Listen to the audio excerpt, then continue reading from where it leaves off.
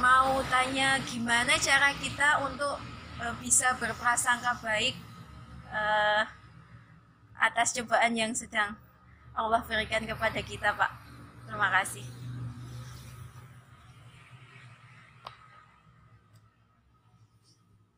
Bismillahirrahmanirrahim. Jadi pertanyaannya adalah bagaimana caranya bisa husnudon atau berprasangka baik atas cobaan-cobaan yang kita lakukan. Yang pertama, secara umum dan secara hakiki yang paling tinggi, yang paling dalam gitu ya, orang itu bisa berprasangka baik kepada Allah kalau dia mengenal Allah. Mengenal Allah itu seperti gradasi mulai dari terang sampai ya kalau gelap berarti nggak mengenal Allah ya. Tapi dari gelap itu bisa menuju sangat terang. Yang sangat terang benderang itu ya mengenal Allah beneran itu. Nah, bagaimana caranya kalau orang itu mengenal Allah benar, pasti dia itu akan tidak suudzon kepada Allah, itu pasti. Contoh, kalau kita sebut salah satu nama Allah yang namanya Ar-Rahman, itu kan yang maha pengasih, Ar-Rahim yang maha penyayang. Dua nama itu saja. Maha itu kan tidak ada yang bisa membandinginya. Jenengan dikasih sayangi oleh ibu bapak jenengan, itu kan sudah luar biasa. Nah, oke, ilustrasinya mungkin sudah ada di video yang saya bagikan itu. Rasulullah dalam satu waktu melihat seorang ibu di tawanan perang yang kehilangan pandangan terhadap anaknya. Anaknya mana? Ibaratnya nang kene hilang lah. Wow, itu ibu itu kan ribut, anaknya masih kecil hilang. Para nabi bersabda pada para sahabatnya, lihat ibu itu ributnya mencari anaknya itu. Sesudah ketemu anak itu oleh ibu itu, ya wis betul-betul dipeluk dengan sangat erat itu. Rasulullah kemudian bertanya kepada para sahabat itu, mungkin tidak ibu itu akan memasukkan anaknya yang sudah ditemukannya itu ke api neraka? Itu logika manapun pasti akan jawab, enggak mungkin, wong enggak ada aja nyarinya kayak gitu kok ketemu dimasukkan ke api, itu enggak. Nah, Rasulullah kemudian bersabda, Allah itu lebih sayang kepada hambanya melebihi sayangnya seorang ibu terhadap anaknya. Dan itu mahal loh kasih sayangnya. Bagaimana kita itu mengenal kemahakasihan Allah lebih kuat lagi. Seperti ilustrasi tadi, itu lebih terang, itu yang paling penting sekarang. Karena semakin terang kita mengenal mahakasih sayangnya Allah, pasti kita itu tidak akan pernah suudzon terhadap apapun yang menimpa kita, apapun loh ya. Sampai-sampai kalau yang apapun itu namanya adalah hukuman. Manusia itu kan ada yang mengatakan cobaan dan hukuman, dan itu memang real. Cara membedakannya, kalau mengeluh berarti itu adalah hukuman, kalau sabar itu adalah cobaan. Tetapi seseorang yang mengeluh itu pun berarti itu hukuman pun, itu ada kasih sayangnya Allah di dalam situ. Lembaga pemasyarakatan itu untuk menyiksa atau untuk menjadikan yang dimasukkan di penjara narapidana itu untuk berubah menjadi lebih baik, tujuannya berubah menjadi lebih baik kan. Begitu juga seseorang dalam kehidupan ini yang dihukum oleh Allah itu adalah dengan harapan dia jerah lalu kembali menjadi lebih baik. Lebih baiknya itu apa? Bertakwa dengan sesungguhnya. Bertakwa itu berarti lebih manut perintah Gusti Allah, lebih menjauhi larangan Allah. Semakin seseorang itu bertakwa, maka itu juga ada hubungannya, akan memberikan kontribusi pada lebih terangnya pengenalannya terhadap Allah. Titik yang situ ya. Saya akan menjelaskan bagaimana caranya agar kita itu menapaki gradasi yang mungkin sekarang itu mungkin kita merasa terang. Tetapi kalau sering gelisah, sering resah, berarti belum terang. Itu standarnya. Semakin seseorang itu hatinya tenang dengan kehidupan yang ada ini, maka orang itu berarti dia semakin mempunyai tanda mengenal Allah. Jalan praktisnya sudah saya bilang berkali-kali. Belajar, ngaji terus, jangan berhenti. Ngajilah yang sistematis. Sistematis itu diantaranya yang bisa paling mudah itu adalah baca tafsir. Ngaji tafsir di lingkungan kita yang ada ini. Seminggu sekali, kalau perlu tiap hari. Lalu yang kita pelajari ini dipikirkan bagaimana cara menerapkannya. Contoh, saya dari malam Selasa kemarin itu ngaji bab tawakal. Tawakal kepada Allah itu adalah bukan di akhir. Orang selalu bilang ikhtiar, usaha, doa, dan tawakal. Enggak begitu. Yang benar itu adalah orang kalau mau melakukan aktivitas yang sudah menjadi tekadnya, maka dia sudah harus tawakal. Prosesnya juga tawakal, akhirnya juga tawakal. Artinya tawakal itu melandasi atau melingkupi tekad kita, niat kita, proses ikhtiar kita, dan doa kita itu juga dengan tawakal. Itu keseluruhan. Nah, itu saya pikirkan dan coba saya terapkan. Di antaranya dengan menyebut hasbunallahu wa ni'mal wakil. Mulai dari rumah saya usahakan ke sini itu hasbunallahu wa ni'mal wakil. Hasbunallahu wa ni'mal wakil. Dan kita keluar rumah aja sudah diajarkan kan? Bismillahi tawakkaltu 'alallah gitu. Berarti kemanapun kita itu dengan ketawakalan. Dan yang salah, yang sering salah tawakal itu kan kemudian ya wis tawakal enak-enakan, itu bukan begitu. Tawakal itu adalah dengan mendaya gunakan apa yang dianugerahkan oleh Allah kepada kita yang namanya pikiran, logika, tenaga, badan kita, waktu kita, tapi dibingkai dengan ketawakalan. Praktisnya, ya Allah, saya mempunyai niat untuk hari ini mendapatkan anggota namanya. Dipikirkan, dilaksanakan dengan tenaganya, dengan badannya, disediakan waktunya, tapi itu semua dalam bingkai tawakal. Saya semuanya ini saya kerahkan, tapi saya hasbunallah wa ni'mal wakil itu. Engkau yang paling baik mencukupi ini semuanya. Itu caranya begitu. Ngaji, dipikirkan, dipraktekkan, hasil prakteknya nanti dipikirkan lagi. Jadi seperti contoh saya akan memikirkan lagi bagaimana proses saya tadi itu dari rumah sampai sini.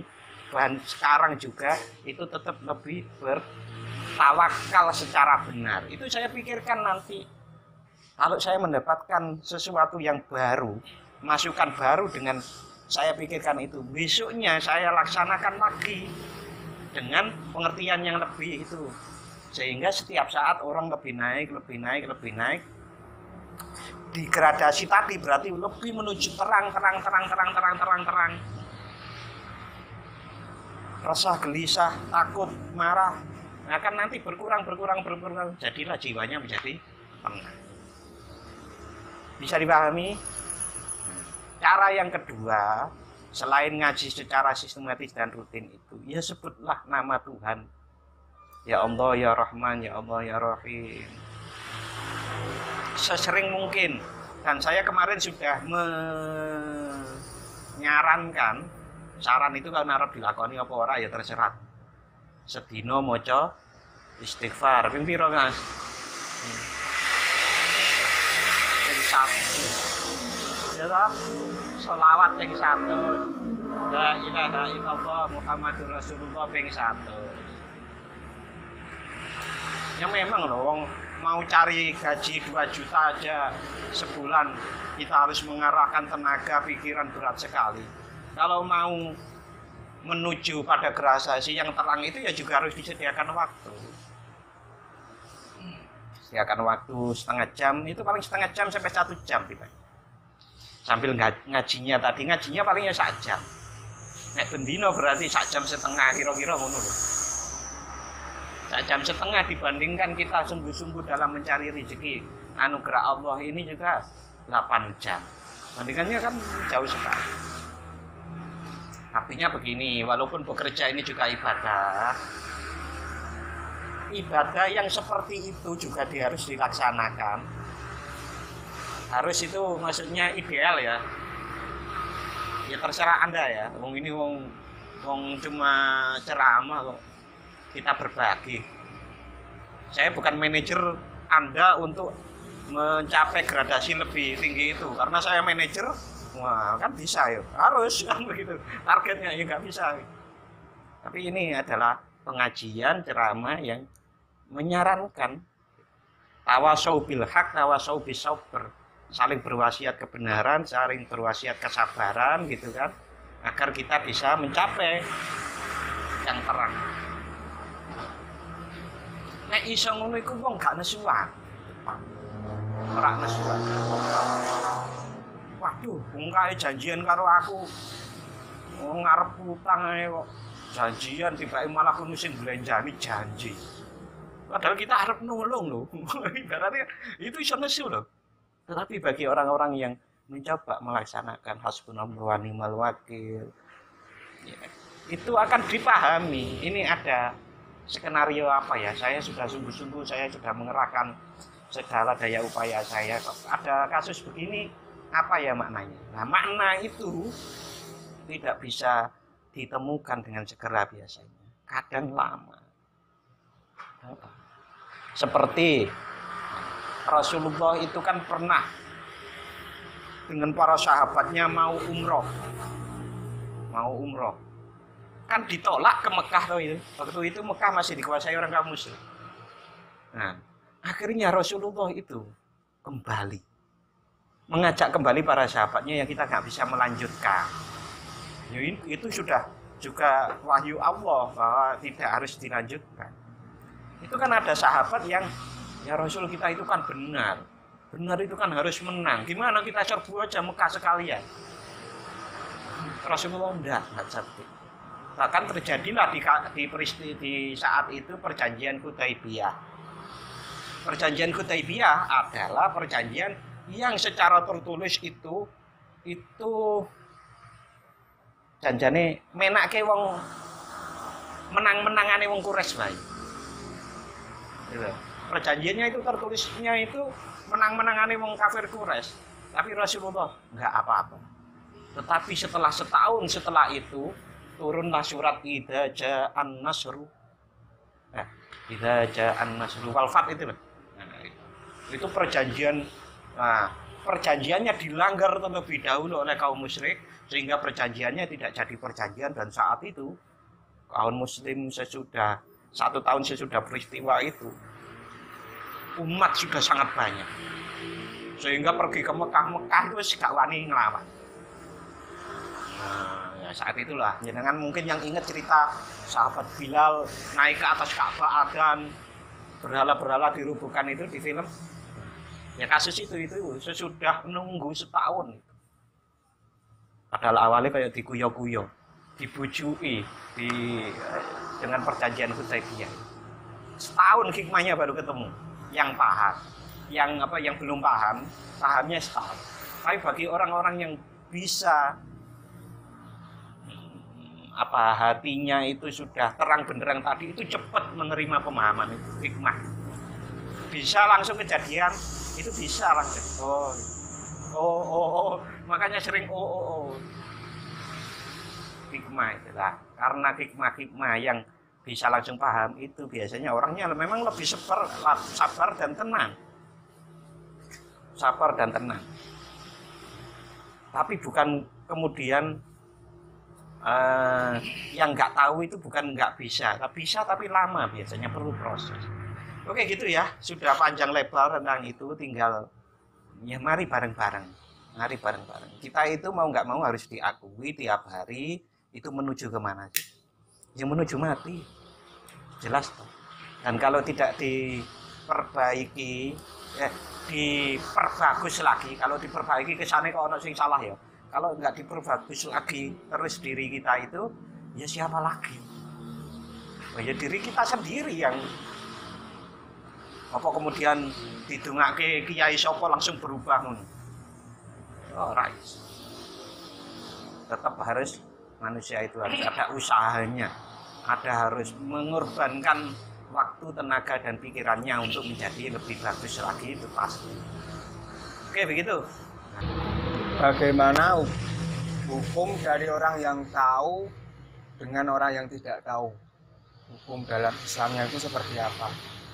Apakah orang yang tahu itu dosanya 2 kali, atau orang yang tidak tahu itu malah dosanya 2 kali? Karena dulu saya pernah ngaji itu, orang yang tahu itu malah dosanya 1 daripada orang yang tidak tahu. Cuman itu. Oke, pertanyaannya Mas Radi itu, wong nek ngerti, orang yang sudah tahu hukum lalu kemudian dilanggar, ya memang dosanya lebih besar daripada orang yang tidak tahu, ya kan? Wong tidak tahu. Tetapi ketidaktahuan yang disengaja itu juga pelanggaran. Maka di dalam Islam disebutkan talabul ilmi faridotun, mencari ilmu itu sangat fardu.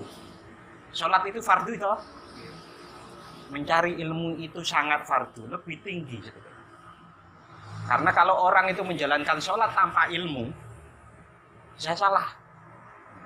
Maka setiap orang itu berkewajiban mencari ilmu, dan kewajiban mencari ilmu itu tidak hanya pada waktu masa kita menjadi pelajar, menjadi mahasiswa, tidak, tapi minal mahdi ilal lahdi.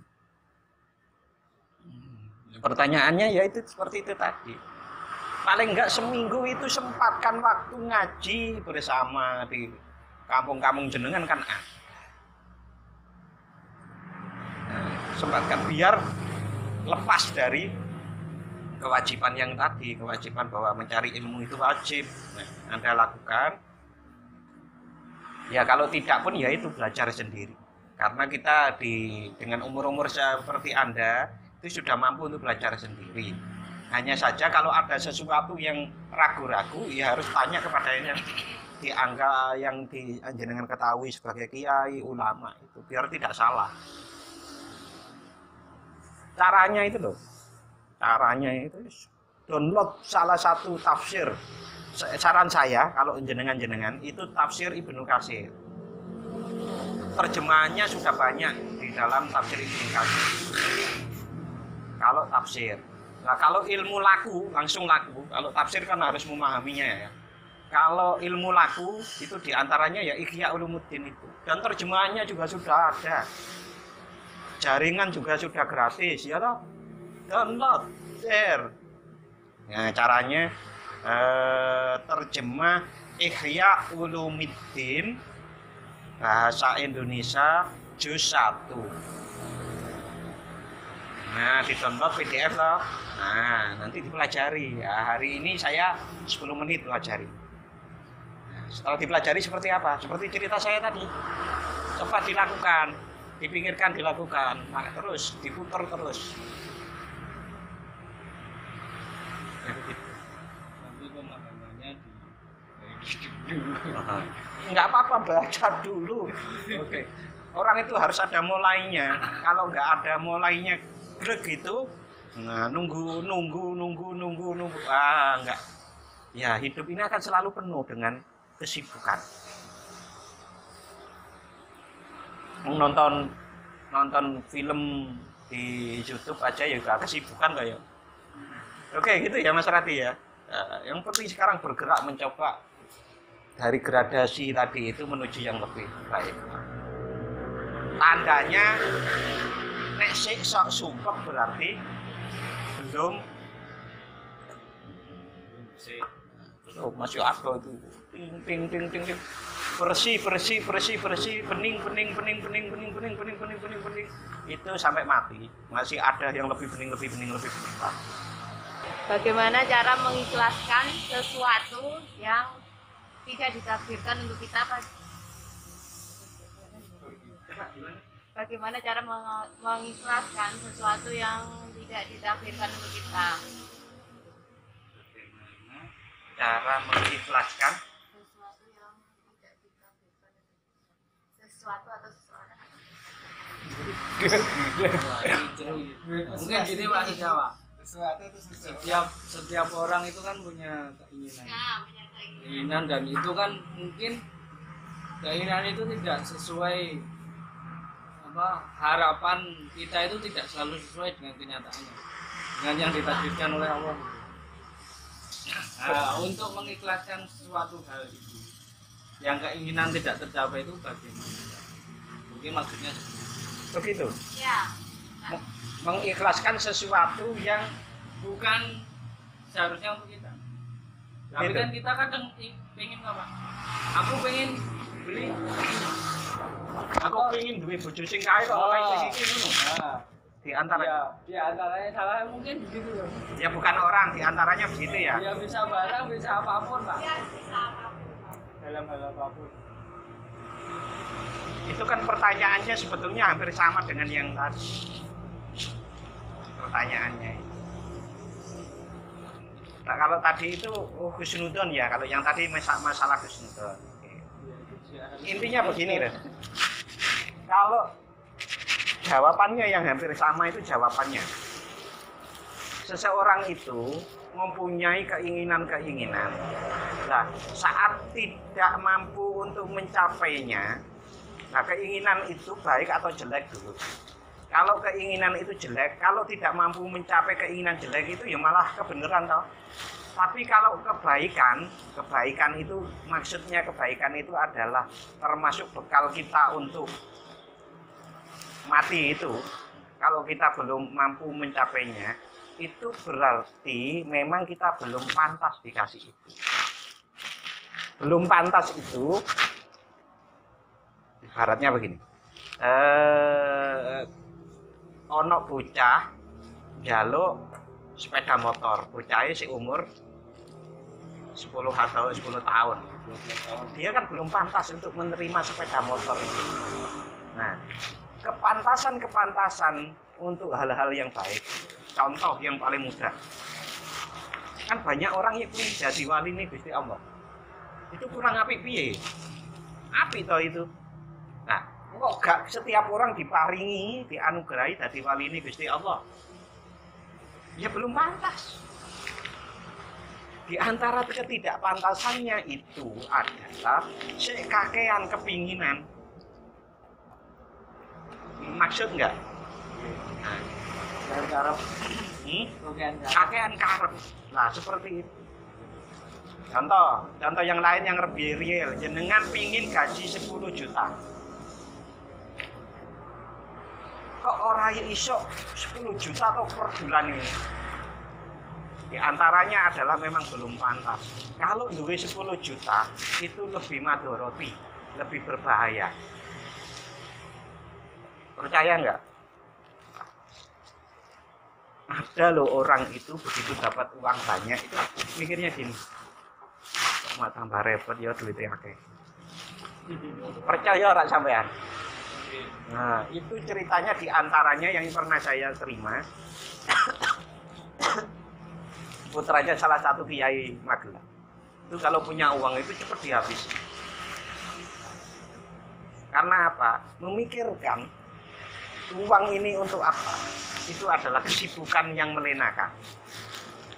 Garai lali Gusti Allah. Sampai seperti itu. Ya sewajarnya cukup untuk kehidupan sehari-hari. Nah, kalau orang tahu dirinya tidak pantas, anak 10 tahun tadi itu ngerti bahwa saya tidak pantas untuk menerima motor di umur ini, maka dia akan terima. Tapi masalahnya dia adalah anak 10 tahun yang belum ngerti itu. Maka ada pendidiknya, yaitu orang tuanya, yang memaksa anak itu menerima keadaan itu agar tidak agar dia terima tidak menerima motor itu. Nah, kita dipaksa oleh keadaan ini, dalam tanda kutip, diskenariokan oleh Allah seperti itu karena kita belum pantas. Ngerti ya? Kalau cah cilik tadi yang 10 tahun itu karena orang tua yang memaksa itu. Kita dipaksa oleh Allah dengan takdir ini adalah agar kita mampu menerima ini karena kita belum pantas. Pun catat, nah, kalau mau kelas seperti tadi, tujulah gradasi lebih terakhir, nanti akan menerima.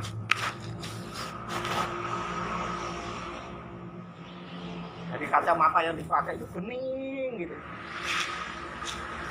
Kalau melihatnya harus nggak cuma dari sisi itu. Nah. Takon ora? Belum. Sekarang Mas Topan, silakan diungkapkan.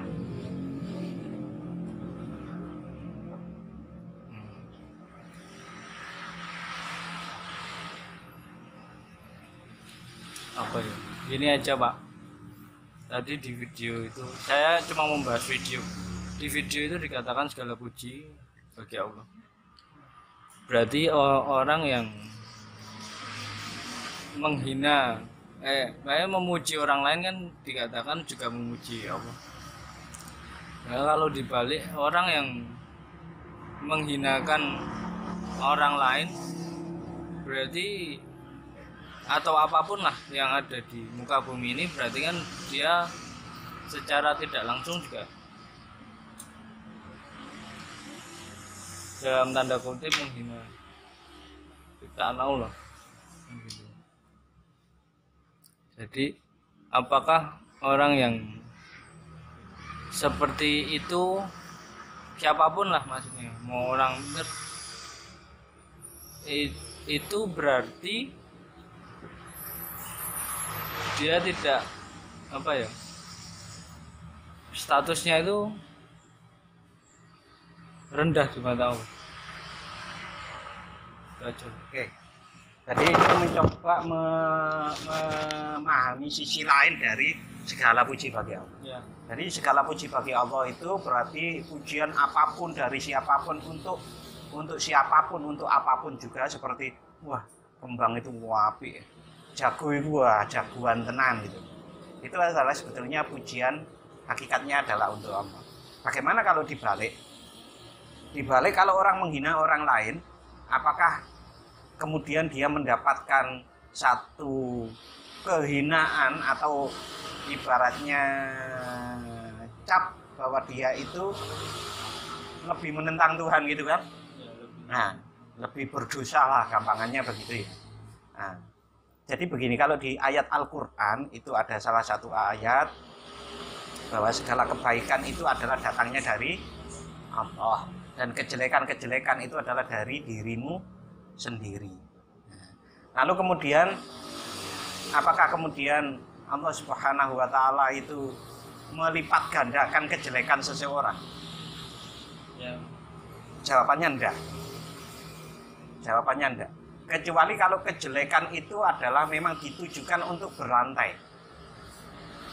Saya membuat satu hoax nih, lalu hoax itu kita sebar. Hoax ini kita sebar. Tujuannya kan menyebar hoax nih. Ya berarti dia Kondisikan sesuatu. Dia akan juga mendapatkan dosa-dosa kebohongan itu. Singkatnya seperti itu, Mas. Itu maha kasihan Allah, sehingga kalau baik itu bisa berbunga, berkembang menjadi lebih banyak. Tapi kalau kejelekan-kejelekan dihitung sesuai dengan kejelekannya itu. Karena kan hasilnya jadi kan Pak, lebih banyak yang melakukan itu. Tapi kan di tempat saya bilang di sini ya, di Jogja, Jawa pada umumnya, Uang nyek-nyekan itu kan ibaratnya kayak keakrabannya kan di situ. Oke, kalau sama-sama itu dipahami sebagai satu keakraban kan bukan kejelekan. Ya malah api itu wong keakraban. Ya makanya kan banyak Kan orang ini iki. Nuwun sewu kan CUK itu kan gitu toh. iya Nah, dimanapun maksudnya budaya di tempat kita kan seperti itu Pak. ya. Dan banyak yang bilang oh itu kasar dan itu tidak baik. Oke. Padahal kan bagi si pelaku hal seperti itu kan bukan sebuah hinaan. Yang salah itu tidak empan papan. Oh, oke. Tidak empan papan. Umpamanya kita akrab gitu, wis akrab ya saya dengan jenengan wis nyanyian biasa gitu. Tapi itu dilihat oleh orang lain yang menimbulkan prasangka bermacam-macam. Nah, artinya empan papan ini sudah perbincangan yang menurut saya harus yaitu bijaksana gitu, bijaksana. Kalau saya seorang guru, seorang dosen, lalu kemudian melakukan itu, walaupun sangat akrab di depan mahasiswa saya, ya salah. Ya, kalau Nah, gitu ya. contohnya begitu. Nah, maka harus hati-hati menggunakan ungkapan-ungkapan keakraban yang itu diambil dari yang dianggap orang lain jelek. Itu harus hati-hati.